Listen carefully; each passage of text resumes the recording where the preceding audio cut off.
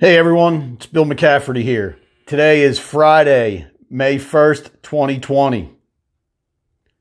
Hope you're having a great day. I hope you're finishing off the week strong.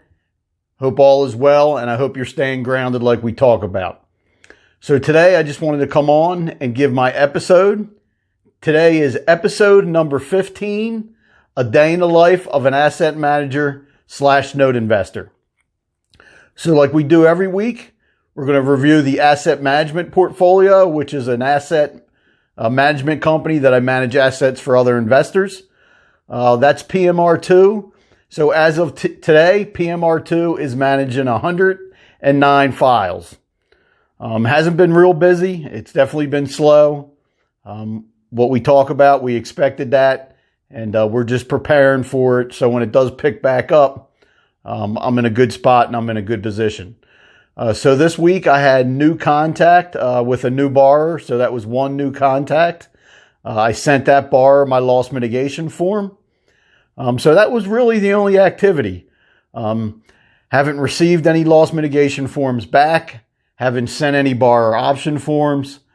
No new loan mods sent out or processed. Same thing, no payoffs sent out or processed, which makes, no foreclosure sales. No new bankruptcy filings, and no new files wiped. So a lot of zeros. It is what it is. Things are okay. Just trying to maintain and stay on top of everything. So let's go on to my portfolio, PDRS. So I do every month on the 1st or the 2nd. I go through all my bank statements. I download those bank statements into certain folders. I do the same thing with my servicing statements from my loan servicer who collects the monthly mortgage payments. I download all their statements, and I put all these statements in the specific folders in my Dropbox. I also do what I call scanning in my bank statements. I do a lot of detailed writing work on these things that I call my bank statements, and I scan them in at the end of the month. So the person that does my QuickBooks can look off my sheet and my bank statements and my servicing statements, and they can do all my data entry for QuickBooks. I pay somebody for that. Very well worth it. Allows me to concentrate on everything else in my business and not get bogged down with paperwork. So that's what I was kind of doing today. I do that every 1st of the month or maybe the 2nd. There's some certain bills that get paid on the 1st, so the 1st is always a day to get real grounded and make sure, everything's situated to move forward in the month. So that's what's going on in both portfolios. As you can see, not a lot. So today I wanted to come on and give my a case study. So this is my Hollywood, Florida case study.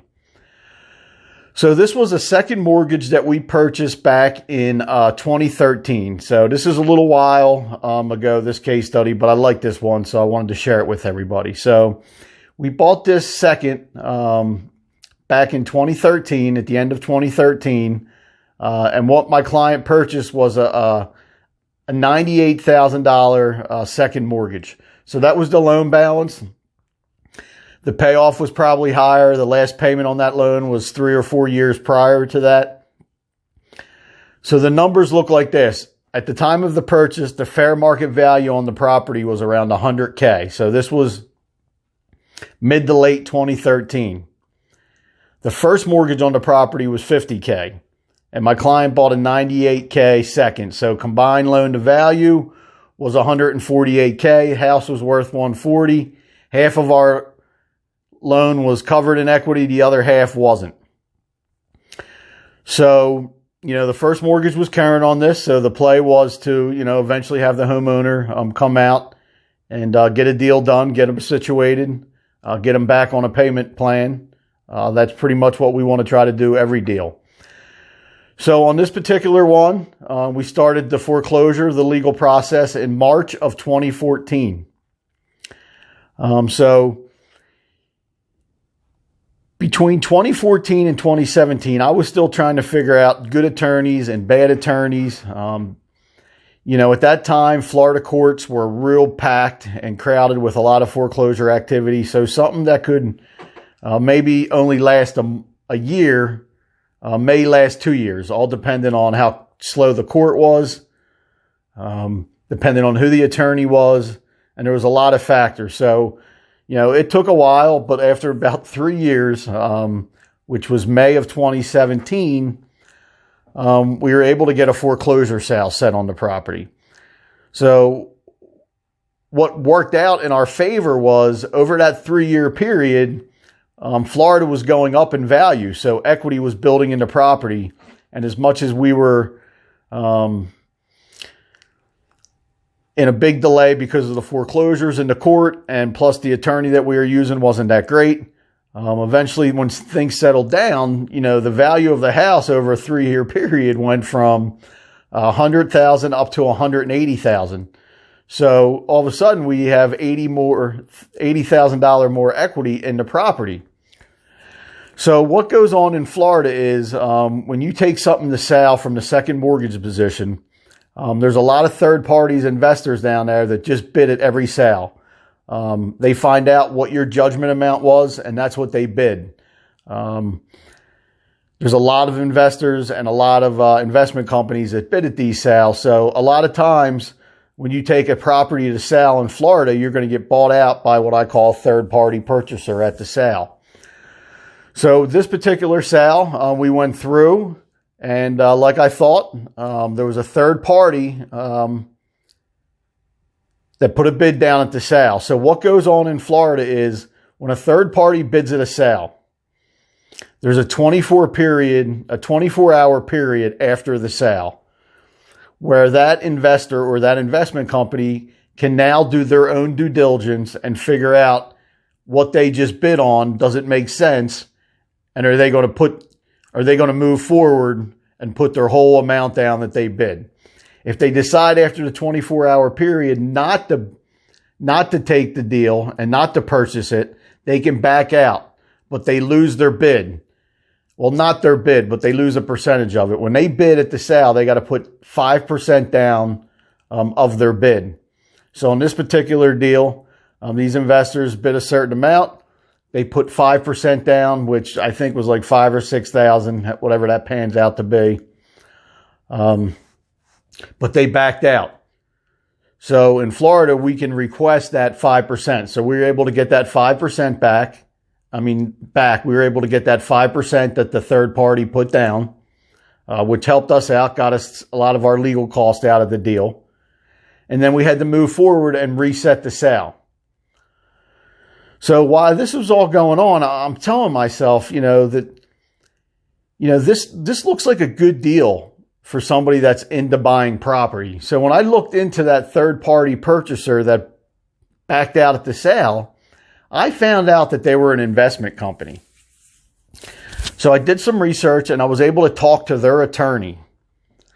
And I told their attorney that we would be willing to sell our mortgage and note to this investment company if they had any interest in doing something like that. And then they could take the property to sale and they could own the property, because what they bid and backed out of was a lot higher of an amount than what we were discussing on them possibly buying my second mortgage and note.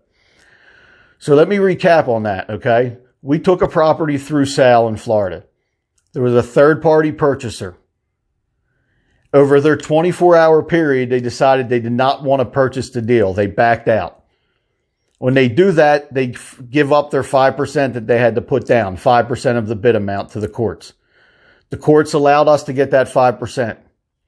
We had to reset the sale. So we reset the sale out 3 or 4 months, whatever we were able to actually get the sale reset for. But in that period, I started thinking that this third-party purchaser may be real interested in the property. And instead of playing around at the sale, let me see if I can get them to buy this from us right now. So that's exactly what happened. This was a deal down in Florida, Hollywood, Florida, which is the Miami area, the Broward County area. A lot of investors are down there. So this was the first time that I did this with this company. I actually did it 2 other times after this. So it's a pretty cool strategy. So we ended up selling them our second mortgage and note, including our judgment. So they were able to step right into our shoes and go through that foreclosure sale in a couple months and then own the property and be in charge of the property. And why would we do that? Even though the equity was up there and maybe we would make more by taking it through sale, we felt like we were getting a great deal with what we agreed to on that purchase price of the asset. And it was just going to make sense to move on. So we didn't have to go back through sale. You know, maybe somebody else bids it at sale and then we have to reset it because they didn't follow through. So just another way to exit these things. Get creative. Think outside the box. I hope you enjoyed that case study. Have a great rest of the day. Finish it off strong. Enjoy your weekend and enjoy some time with the family.